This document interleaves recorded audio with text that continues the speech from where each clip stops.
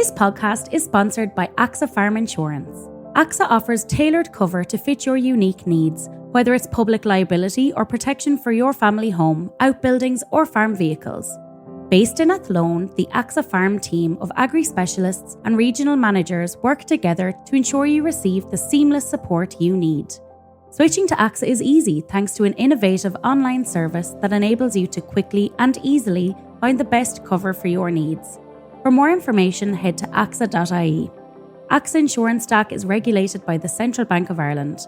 Thanks for listening, and we hope you enjoy the show.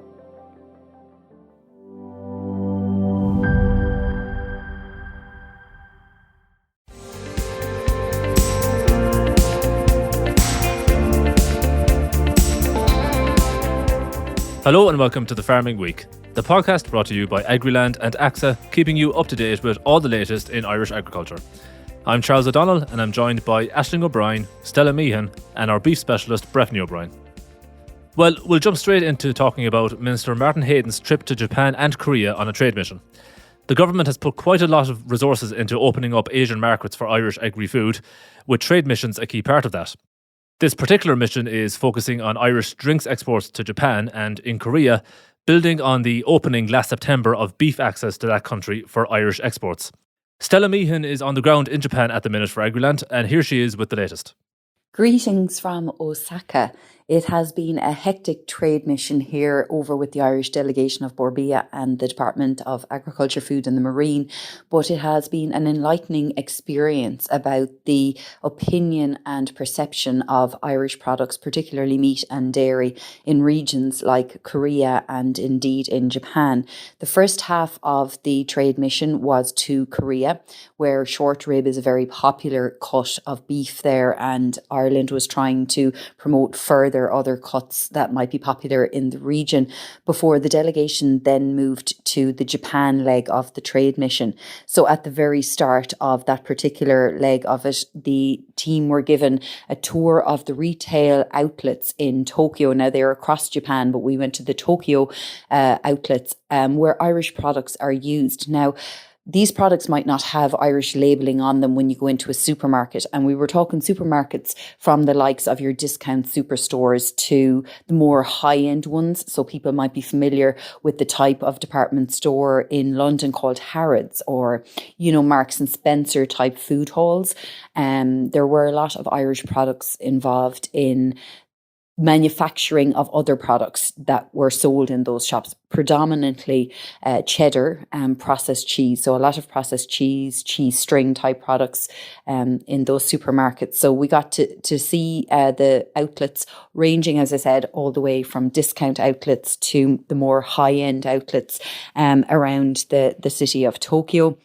And then also as part of the trade mission, Borbia launched its first ever Chef's Irish Beef Club in Asia. So they launched it in Tokyo in the Momentum by Porsche restaurant. So there were a number of chefs from very high-end restaurants in Tokyo present. They've been inducted into the club, and the minister and CEO as well of Borbia, Jim O'Toole, and indeed the ambassador to Japan from Ireland were all present for that particular launch. And then after the Tokyo section, the delegation moved to Osaka, where Expo 2025 is taking place. And that is an absolutely mammoth operation. It is miles of pavilions and exhibitions from various countries all across the world. And of course, Ireland has prime focus right in the centre of the site, a stunning pavilion there with so much woodwork in it. And Borbia held a number of events there for Meet the Makers, Irish drinks companies, and indeed for Japanese media. The Minister for Agriculture, Food and the Marine, Martin Hayden, is over, and he at the same time is also holding meetings with trade executives in Japan to further the cause for more markets to open up, or for more demand from this region for products such as beef and dairy from Ireland. He also met with the European Commissioner, Christoph Hansen. He met at Osaka, and they had a bilateral chat essentially about cap predominantly, the minister said, and his priority is that he wants to keep the two pillars for funding. And he said that Commissioner Hansen is very much of the same opinion, but whether or not he'll have enough sway among other commissioners to ensure that it stays that way, he doesn't know. And he also brought up further topics such as the nitrates derogation, cap simplification, and ensuring generation renewal and the family farm enterprise, not just in Ireland, but across Europe. So that seemed to be a very positive meeting. Tomorrow, Agriland and the delegation are heading out to a grading facility for meat processing. And also we will be visiting a Wagyu beef farm in Kyoto, which is not too far from Osaka itself. Agriland has been sending videos across socials. Charles, Aisling may have seen them. We've put articles up on the smartphone. So please do stay tuned, because we're going to stay right until the end of the trade mission to this region, just to see how operation over here, how the moves made by Bord Bia or the talks held by the Minister for Agriculture, Martin Hayden, how they can ultimately filter back the supply chain to the primary producer. So be that a beef farmer or a milk supplier, and how developing those markets out here and the potential for more exports to places like this could relay eventually back to the primary producer in resulting in a better price for their product, essentially. So we hope to bring you more from that, and do stay tuned to our social channels, so the likes of your Facebook, X and Instagram, and we will bring you all from the Wagyu beef farm as well tomorrow as we continue the trade mission. That's it from me, and I will chat to you again soon. That was Stella Meehan there reporting on Ireland's Agri-food trade mission to Japan and Korea. We're going to move back closer to home now and talk about the Agri-Climate Rural Environment Scheme. As you'll know if you've been listening to the Farming Week in recent months, Minister Hayden has set himself and his department somewhat of a deadline to get all delayed payments under the scheme out to the impacted farmers by the end of this month, June. Aisling, do we know how that process is going at the moment, and will that commitment be met? Yeah, so as you heard there from Stella, Charles, earlier, it has been a packed schedule on the trade mission to Japan and Korea, but she did have the opportunity to speak with Minister Hayden about numerous issues, including one which does frequently feature on this podcast, as you said, acres, and the whole issue of the delayed payments. Now, Minister Hayden has previously expressed his frustration around those delays.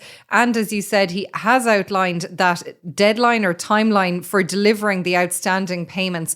Have a listen firstly to what some of the minister had to say about the acres scheme to Stella in Japan. There are far less than the 14,500 farmers that were unpaid when I came into this role on the 23rd of January, but one farmer unpaid is one too many. I set a very ambitious target for my officials in the department to have these cases cleared by the end of June. We have a number of significant blocks of farmers. We're dealing with them in different cohorts.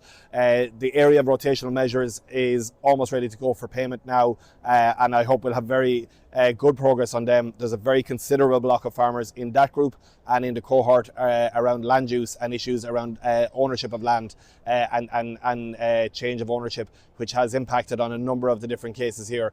My solution and my focus on dealing with them in the different groups, developing the IT functionality to address these issues was very clear. I don't want farmers to have to go through this again.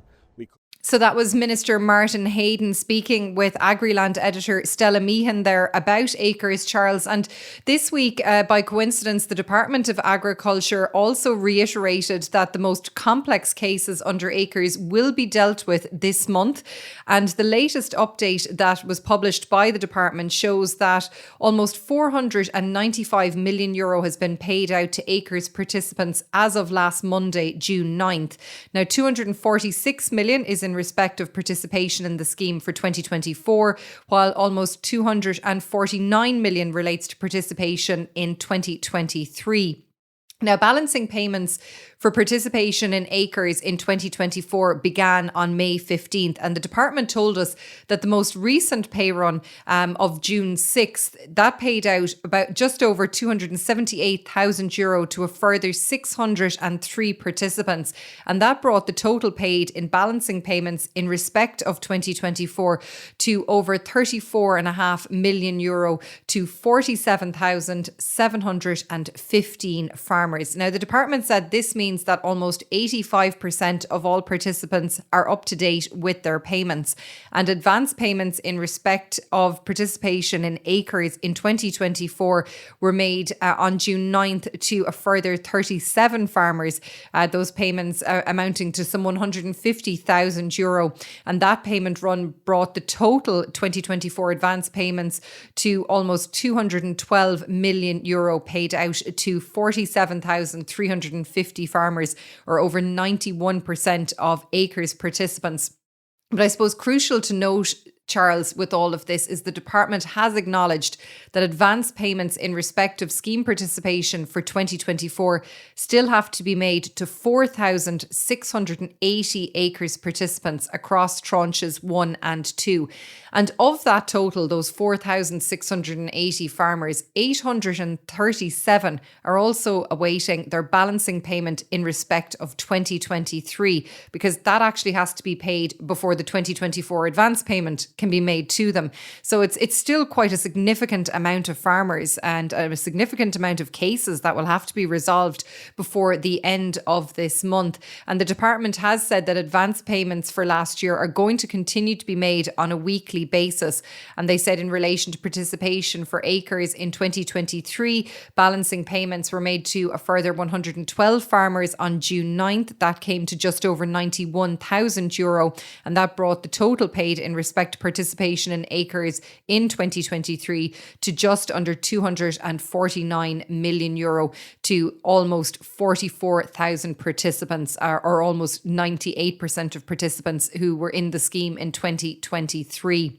So I suppose it is still a huge amount of farmers out there who are waiting for payments, but I think the department would say that they're making inroads in that, and they are continuing to progress the contracts that are awaiting final payment, we were told, in respect of 2023, or those advance payments for 2024. And they said the most complex cases are due to be finalised in June of this year at the latest. So we'll have to wait and see. There's another 2 odd weeks left in June as things stand. So we'll have to see how the department progresses. And the department has also noted some of the issues that they say are impacting making payments to farmers.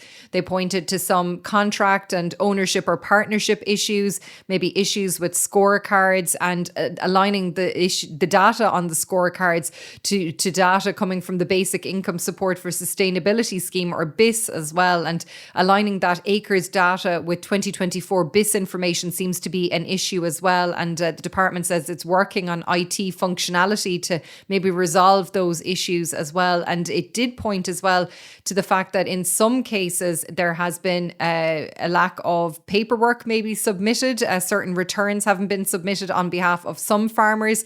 So the department has encouraged farmers and their acres advisors to make sure that all relevant paperwork has been submitted as well. But as things stand, several thousand farmers still awaiting payments under acres, with that clock ticking all the time. Thanks, Aisling, again. We'll see how that works out for the department over the coming days and weeks. But we'll move on now, and the application process for Phase 3 of the National Genotyping Programme is now open. Aisling, you have the details on this, so what do we need to know? Yeah, so Minister Martin Hayden announced this week the reopening of the National Bovine Genotyping Programme for new applicants. Of course, this programme was launched in 2023 as a first step towards building a fully genotyped national herd, which would be a world first initiative. And it integrates DNA sampling into calf registrations, which helps to verify parentage and to deliver genomic evaluations for newborn calves as well. So the programme, it's It's administered by the ICBF, the Irish Cattle Breeding Federation, and it's based on a cost-sharing model between the Department of Agriculture, the beef and dairy industry, and the participating farmers as well. So what we learned this week was an additional 4,500 herds were accepted into the programme last year, which brought the total number of participants to some 15,000. And ICBF and the department are now encouraging farmers who are not currently participating in the genomic programme to apply. And they said that genotyping the national herd provides a huge opportunity for both the dairy and the beef industry to accelerate in the rates of gain of national breeding indices, which they say will enhance farm sustainability and reduce carbon emissions. And when it comes to farm level, the department and the ICBF said participation in this programme helps to bring long-term benefits, including more accurate breeding decisions, improved herd performance, and access to cutting-edge genotyping technologies that they say future-proof farming enterprises. Now, the chief executive of the ICBF, Sean Coughlin, said they welcomed the opportunity to bring more herds into the programme. And it builds on the excellent momentum gained over the course of the programme so far, and it will provide more farmers with the tools to make informed, data-driven decisions on their farm, he said. So it is open now. The programme is open for new applicants on the ICBF website. That's where you will get all the details that you need to know, those important terms and conditions, along with the costs involved in the programme.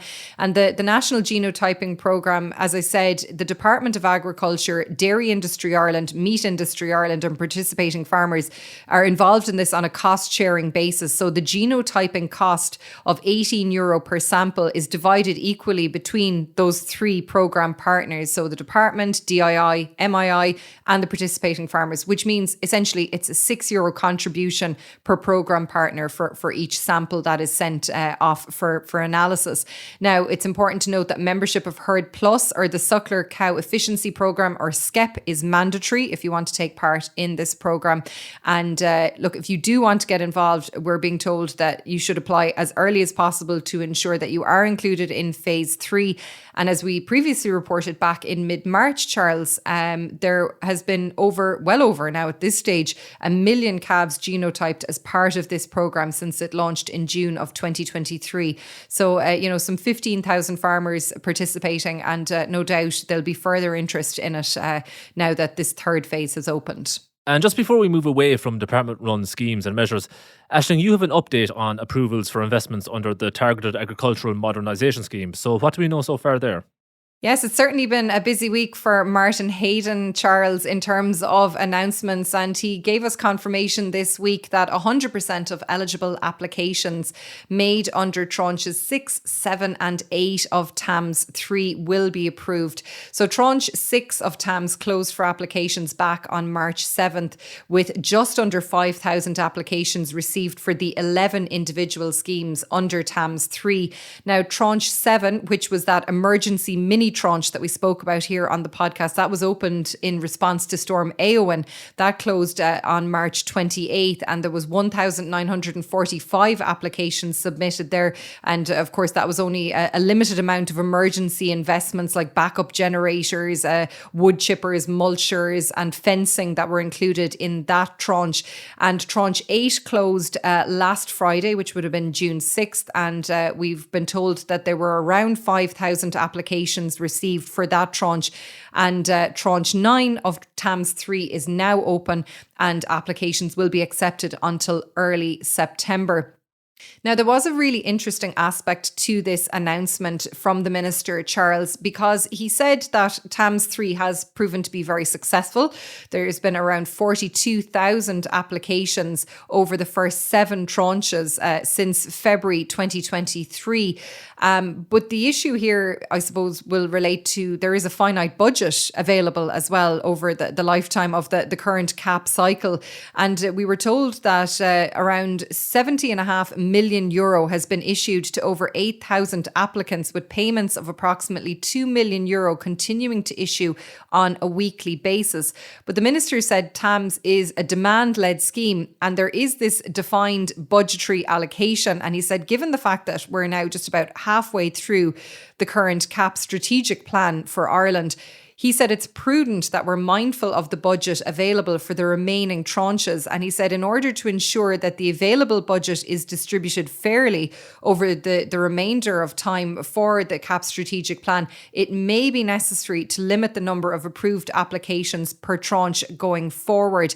And he said that there could be ranking and selection criteria applied to the upcoming tranches, including the current tranche that's open, tranche 9, which will close on September 6th. So he said this will be kept under ongoing review for the remainder of the CAP strategic plan. But this announcement has drawn concern from certain quarters, most notably from the Micro Renewable Energy Federation, the MREF. And they said that such a move could have a significant damaging impact on the ability of commercial farmers to reduce their carbon emissions and energy costs. And the chair of the MREF, Ciarán Kells, said that the 60% grant support available under TAMS for on-farm solar PV panels and infrastructure is a massively valuable, necessary support measure. And he said that farmers have increasingly bought into investing in solar PV to reduce their energy costs and their carbon emissions as well. And he said it was very disappointing to hear that the government is maybe signalling that they may restrict eligibility in future tranches of TAMS. And, you know, I'm assuming that would include that solar PV scheme under TAMS 3 as well. And Ciarán Kells said it was, you know, a retrograde and negative step. He feels that it would undermine Ireland's ability to meet its climate action and emissions reductions targets as well. And he said that the current eligibility and ranking criteria for applications should be abolished or at a minimum reviewed and updated to ensure that the department is prioritising and supporting farmers who use energy in their business, which is essentially most farmers, all farmers, I would argue. So, you know, MREF not happy, but obviously there is only a finite pool of money when it comes to TAMS, and all of that CAP budget funding has been allocated, Charles. So, you know, if you're going to run over in TAMS, you're going to have to take it from somewhere else. So the minister may be signalling that we could be looking at a more prudent approach going forward when it comes to TAMS applications. Well, we're going to bring in our beef technical specialist, Breifne O'Brien, now. Breifne, you've been with us in the last couple of months to talk about very high beef prices recently. And while that might be levelling out or decreasing a bit here and there was another example of very high prices from a mart in Donegal last weekend. Can you tell us more about that? Yes, Charles, that's right. So while the calf trade has seen a significant uplift across the board this year, prices reached a new high at a special sale in County Donegal last weekend. So Ballybuffet and Stranraer Cooperative Livestock Mart in County Donegal hosted the Stranraer Show Stars sale on Saturday, June 7th, with outstanding prices achieved on the day. And taking the top price in the sale at an impressive €13,000 was a 10-week-old Belgian blue heifer calf, whose name was Boherhard Tiger Lily. So this pedigree Belgian blue heifer calf was bred by Dave Pearson and was bred from the Belgian blue cow Rabu Boudin and sired by AI bull IZ Priceless, and she sold with her recipient cow. The pedigree red Belgian blue heifer calf's dam Rabu has bred progeny selling to £18,000 at sales in Northern Ireland recently, and another of this cow's progeny, Boherhard Rambo, has recently become available via AI. This calf was bought by Nigel Allen from Portlaoise in County Laois. And there was another February-born pedigree Belgian blue heifer calf exhibited by Shane McGinley from Milford, County Donegal, that sold for €10,000 in that sale on the day. So outstanding prices there seen at that sale, Charles. Moving on, Breifne, and you're at an event this week on a demo farm in Carlow where research on livestock emissions was presented. What are the details on that? Yeah, Charles. So ABP Food Group hosted a special event on Tuesday, June 10th to mark a decade of research at the ABP demo farm in County Carlow.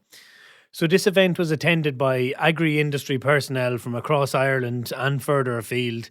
And the event highlighted progress made to date on reducing climate emissions and improving on-farm efficiency.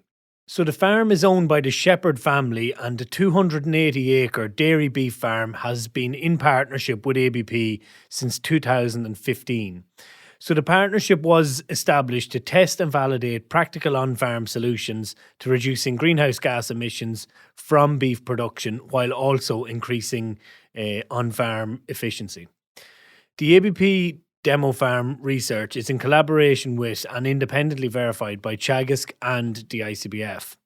The farm's carbon footprint is 32% lower than the average beef farm in Ireland based on Bord Bia data, with steers finished 180 days earlier on average, and that's according to the ABP Beef Benchmark report. The research findings also indicate that high genetic beef sires compared to lower merit sires produce cattle that are on average 38 kgs of carcass weight heavier and worth €301 per head more at the same slaughter age. The gap between the best and worst sires reached 62 kgs in carcass weight and €511 in carcass value. Over 5,500 cattle have gone through the trial programme to date, with more than 80,000 live weights recorded from the trial farm alone. So plenty of interesting research going on there, and I'm sure plenty more to come from the ABP Demo Farm in County Carlow. And you're actually on the road a good bit this week, Breifne. You're also at an Irish Grassland Association event in Tipperary. So what did you learn there? That's right, Charles. It was a busy week all round, and over 400 farmers from across Ireland attended the recent Irish Grassland Association beef event, which took place in Roscrea, County Tipperary. And I suppose at the event there was an interesting factory insight on beef price and the market for heavy beef carcasses. So the event took place on Tuesday, June 10th on the 112 hectare farm of Tim Maher, who is finishing 250 of the finest continental suckler bred cattle per year in a store-to-beef system. The farm finishes both heifers and steers, all of which are sourced from marts in the west of Ireland. The average grade for both heifers and steers last year was U equals 3 equals, with an average steer carcass weight of 481 kilos in 2024. So the Dawn Meats Group Development Manager, Paul Nolan, was speaking at the event, and he explained why heavy carcasses can cause challenges when trying to retail the prime cuts of beef. So he explained that the strip line of those heavier animals with carcass weights over 400 to 440 kilos are too big for supermarkets, so they end up going into the local carvery or local restaurants, where they end up being sliced for roast beef rather than going into steaks.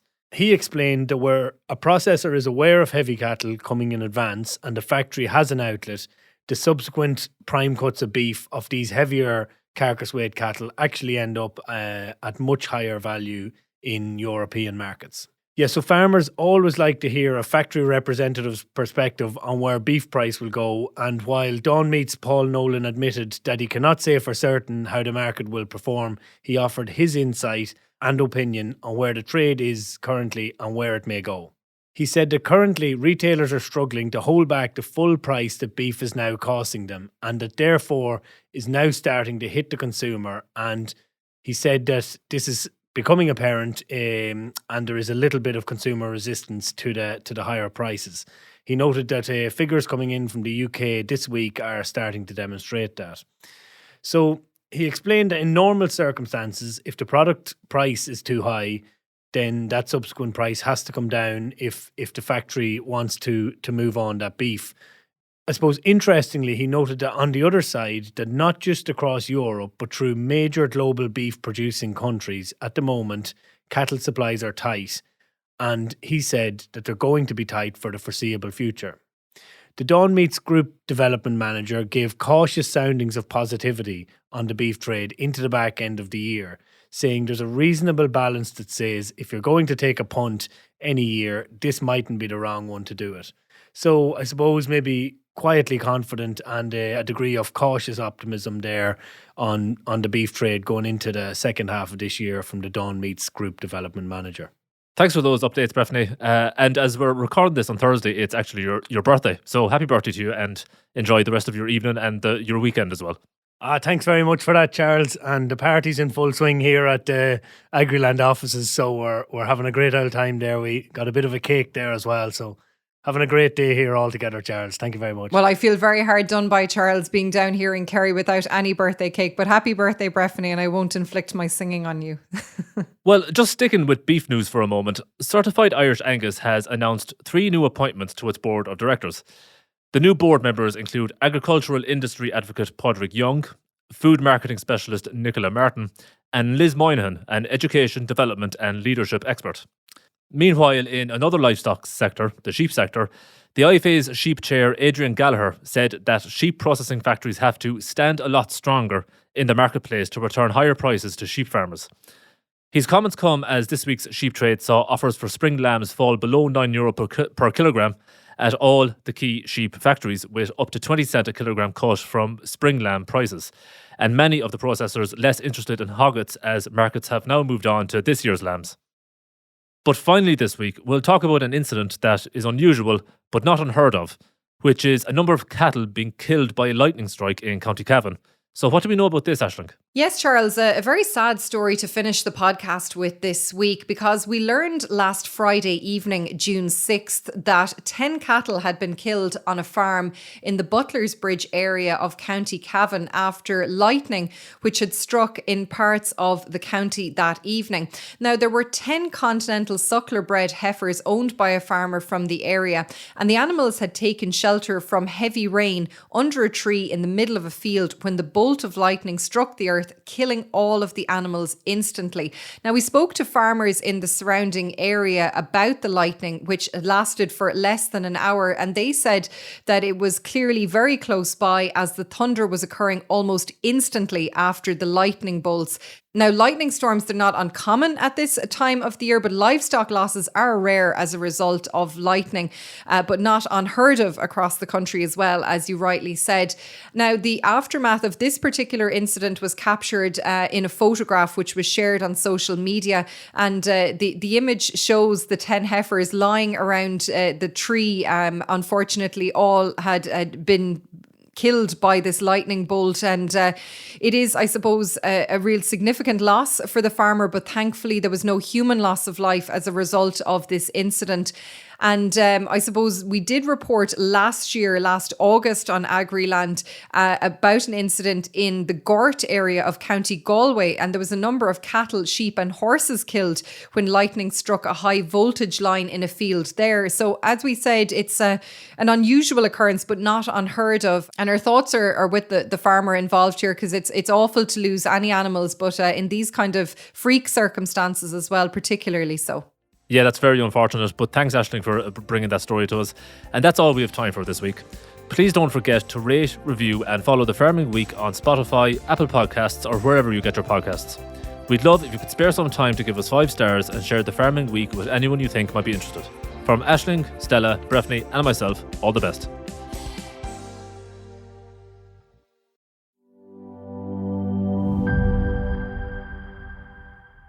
This podcast is sponsored by AXA Farm Insurance. AXA offers tailored cover to fit your unique needs, whether it's public liability or protection for your family home, outbuildings or farm vehicles.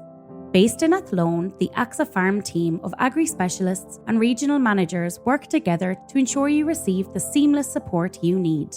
Switching to AXA is easy thanks to an innovative online service that enables you to quickly and easily find the best cover for your needs. For more information, head to AXA.ie. AXA Insurance Stack is regulated by the Central Bank of Ireland.